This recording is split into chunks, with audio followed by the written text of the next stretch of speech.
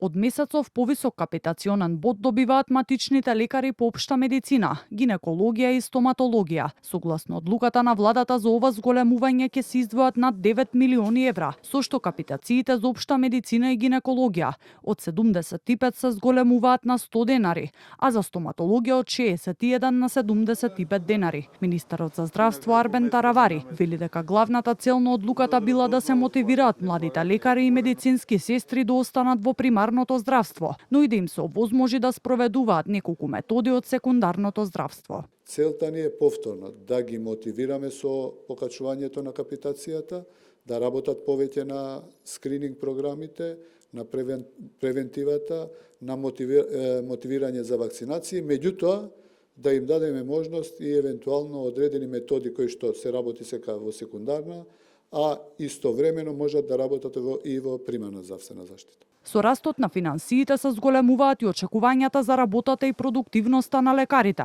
како и контролите на рецептите и боледувањата, нагласи директорот на Фондот за здравствено осигурување Сашо Клековски. Дополнително околу очекувањата најголем дел од здравствените предизвици да се решаваат на примарно ниво. Тој информираше дека ќе биде воведена мерка за оптимизација на упатување на повисоки нивоа на лекување.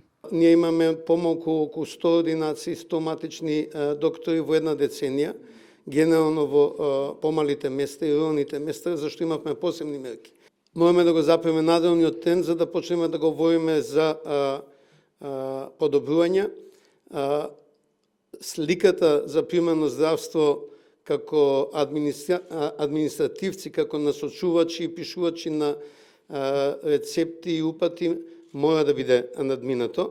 Клековски потсети дека капитацискиот бод за прв пат бил воведен пред околу 20 на години, а почетната вредност за општа медицина изнесувала 45 денари.